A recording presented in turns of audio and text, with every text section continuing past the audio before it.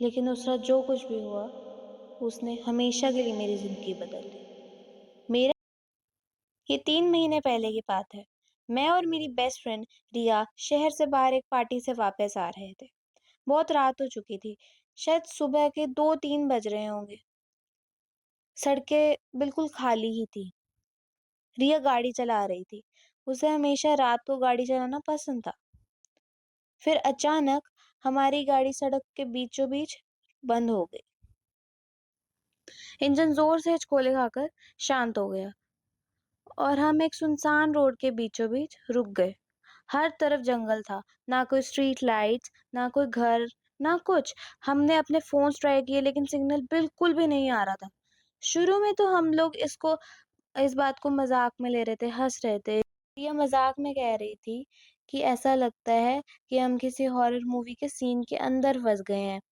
लेकिन 30 मिनट गुज़र गए और कोई गाड़ी नहीं आई। हर तरफ अजीब-सी खामोशी थी।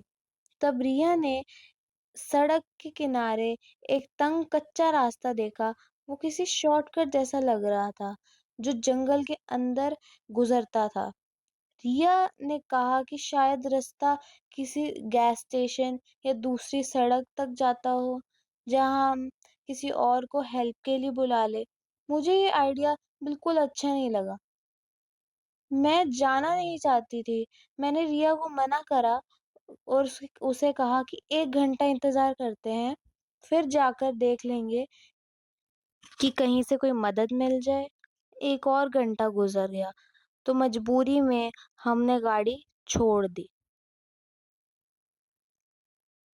हमने अपने फ़ोन्स उठाए और उन लंबे पेड़ों के बीच उस रास्ते पर चलने शुरू कर दिया। रास्ता तंग और कीचड़ से भरा हुआ था।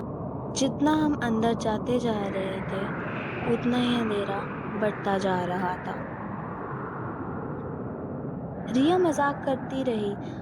कभी वो मेरे कंधे के ऊपर हाथ रख देती या कभी वो डरावनी-डरावनी आवाज़ें निकालती थी। बंद करो ये बेवकूफ़ियाँ रिया, हम पहले ही बहुत मुसीबत में पड़ चुके हैं। रिया बस हँसती रहती थी। सिचुएशन से अपना ध्यान हटाने के लिए मैंने पार्टी के बारे में बात शुरू करी। पार्टी में एक लड़की थी। मैं उस लड़की की बात कर रही हूँ, तान्या, जो तुम्हें बिल्कुल पसंद नहीं है।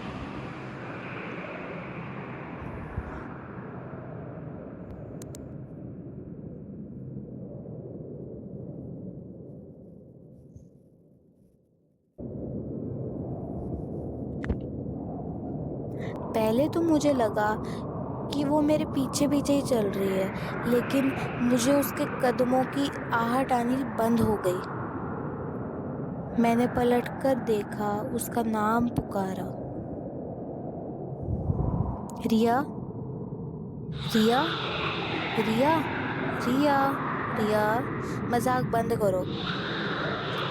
मैं पैनिक करने लगी थी। मैं बार-बार उसका नाम पुकार रही थी, फिर भी कोई जवाब नहीं मिला मुझे। चलते-चलते फिर अचानक मैंने रिया को देखा, दूर एक पेड़ के पास, कम से कम 20 फुट की दूरी पर।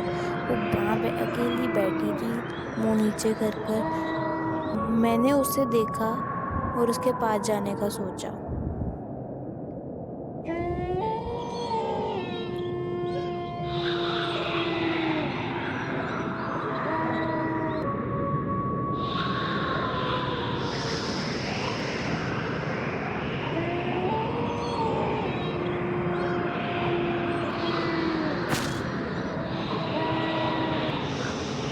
रिया, तुम यहाँ क्या कर रही हो? रिया, रिया, रिया, उठो रिया, तुम क्या कर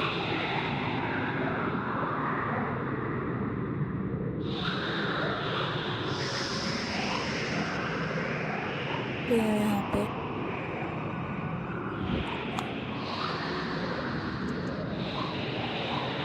रिया,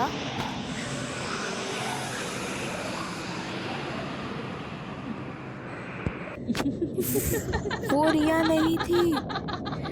वो रिया के कपड़े पहने हुए कोई और थी। मुझे पता था कि उसने रिया को मार डाला है और अब शायद वो मुझे भी मार डालेगी। मैं जितना तेज़ हो सकता था उतना तेज़ भागी थी, ताकि वापस मैं किसी रोड पर या किसी जगह पर पहुंच जहां मैं किसी को हेल्प के लिए बुला लूं। फिर अचानक मुझे रिया की आवाज़ आने लगी, सुनाई दी कि मुझे कोई बुला रहा है। वो रिया की आवाज़ थी। सिया, सिया, सिया, सिया रुको, सिया, सिया तुम कहाँ जा रही हो मुझे छोड़ के? मुझे यहाँ से लेके जाओ सिया, मुझे वापस जाना है, वापस आ जाओ, मुझे लेकर जाओ यहाँ से। पर मेरी आंखों के आगे एकदम से अंधेरा छा रहा था, धीरे धीरे करके।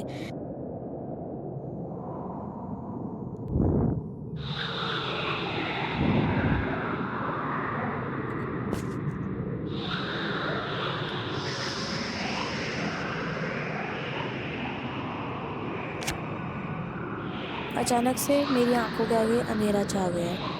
मैं बेहोश हो गई। अगली सुबह मेरी आंख सड़क के किनारे खुली। किसी ने मुझे रोड से उठाकर मुझे हॉस्पिटल ले जाने की कोशिश की, और जब वो मुझे हॉस्पिटल ले जा रहे थे तब मेरी आंख खुल गई।